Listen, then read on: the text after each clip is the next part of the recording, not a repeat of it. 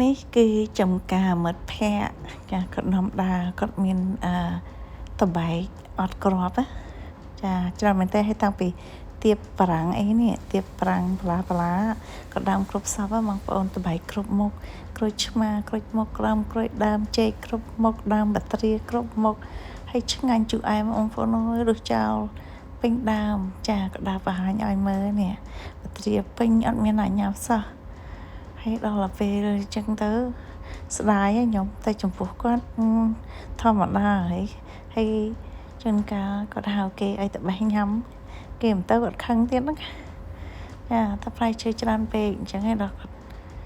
មានច្រើនពេកអញ្ចឹងទៅគឺ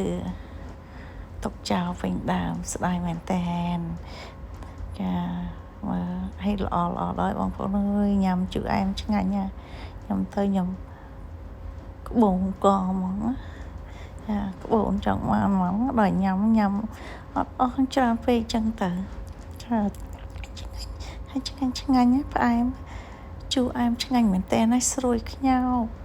អាម៉ណែច្រើនណាស់ច្រើនមែនតើហើយដូងគាត់ណាគ្រប់មកដូងតួដូងតកែដូងក្អូបគាត់ច្រើនមែនតើហើយគាត់ឲ្យទៅមើលដូងគេហៅដូងក្អូបមេះចាដូងក្អូបភ្លើងមេះអីមិនទេដូងក្អូបភ្លើងមេះមិនទេដូងហ្នឹងពឺលឿងអញ្ចឹងបងប្អូនតែដូងក្អូបឆ្ងាញ់ផ្អែមហ្មងខ្ញុំអត់ដែលឃើញលើកទី1តែឃើញដូងភ្លើងក្អូបដូងមេះភ្លើងក្អូបអីគេទៅហៅយ៉ាក្រូចឆ្មាគាត់មានក្រូចឆ្មាគ្រប់ម៉ូតនេះគ្រប់ធីគាត់ដាំមកបន្លែគាត់គ្រប់មកគាត់មិនបាច់ទៅទិញផ្សារអីណាណៃទេនេះក្រូចឆ្មាគាត់ច្រើនណាស់ប្លែកដើមក្រូចឆ្មាខ្ញុំមិនដឹងថាមានច្រើនធឺអញ្ចឹងណានេះដូងភ្លើងក្អូបនេះដូងភ្លើងមេះក្អូបហ្នឹងហើយខ្ញុំអត់ដែលឃើញលើកទី1ហើយដូងហ្នឹងវាលឿងអញ្ចឹងឯងហើយកាប់ខ្ញុំទៅផ្អែមក្អូបហើយតបែកគាត់នេះណែតបែកគ្រប់មុខនេះគាត់បេះឲ្យខ្ញុំញ៉ាំច្រើនពេកគាត់ដឹងទុកធ្វើអីតែបេះចង់ឲ្យខ្ញុំយកមកខ្ញុំថាអូយអត់យកទេគាត់តែញ៉ាំបានហើយព្រោះខ្ញុំទិញផ្សារញ៉ាំយ៉ាងឆ្អែតដែរហីតែញ៉ាំអស់ផ្សារអត់ឆ្ងាញ់ដូចគាត់ទេនេះគាត់បេះយកទៅឲ្យខ្ញុំសាក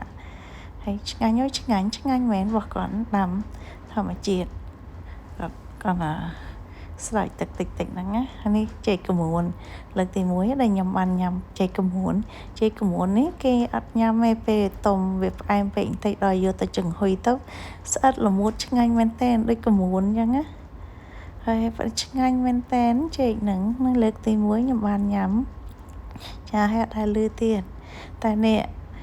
គាត់នេះហើយគឺជាមហាសេដ្ឋីខាងឡគាត់នៅភ្នំពេញយើងនេះបងប្អូនគឺគាត់នឹងឲ្យមានតែគាត់ទេធំជាងគេចា60ជាងអេកឺ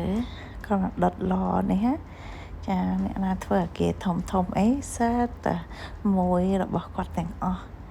ក្នុងមួយស្រុកខ្មែរហ្នឹងចានេះឲ្យថៅកែមហាសេដ្ឋី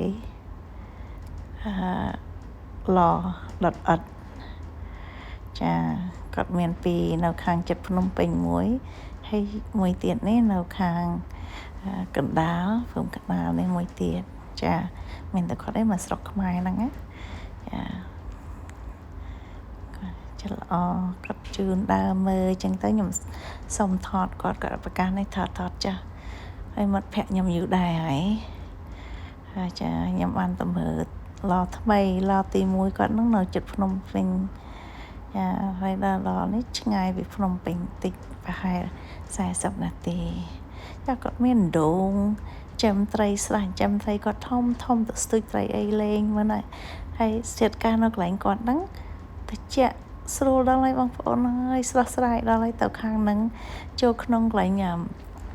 រោងគាត់ហ្នឹងក៏អត់ក្តៅដែរ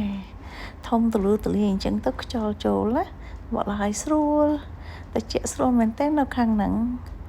ចាខ្ញុំនៅខាងភ្នំពេញនឹងក្តៅបន្តិចដល់ទៅកន្លែងគាត់ហ្នឹង បែបប្រៃសាមានដើមឈើច្រើនតិចទៅជុំអញ្ចឹងទៅខ្យល់ចេញចូលអញ្ចឹងទៅជាក់ស្រួលមែនតើចាខ្ញុំចង់ល្ងាផងអង្គុយចាជំនាញផ្ទះគាត់នឹងអង្គុយលេងមួយម៉ាក់ប៉ាគាត់នឹងចានេះមកណាឡគាត់មហាសែនធំមែនតើខ្ញុំដើរអត់ជុំទេខ្ញុំដើរបានតែ2ជ្រុងឯងតែ2ជ្រុងទៀតដើរអត់អស់ហើយហត់ពេកឆ្ងាយពេកហ៎គាត់រោងនឹងប្រហែល5-10 acre ហើយរោងឡគាត់នឹងមកគាត់មានឡឥតដុតលេខ្ជូតែហើយឥតក្រហមចាគាត់ឲ្យមើលរបៀបណែឡដុតអីហ្នឹងដុតឥតអីហ្នឹងច្រើនមែនតើដុតម្ដងហើយក៏អ្នកធ្វើការគាត់នឹងប្រហែលរាប់រយនាក់ហើយចាមកណែគាត់រស់ស៊ីត្រូវរបស់គាត់មែនណាក្រុមគ្រួសារគាត់ឪពុកម្ដាយគាត់ហ្នឹងណាแล้วដល់គាត់កូនស្រីពៅម្នាក់ឯងអញ្ចឹងទៅមកណែគាត់ចេះតែជួយទៅឪពុកម្ដាយគាត់រៀងចាស់ដែរហើយ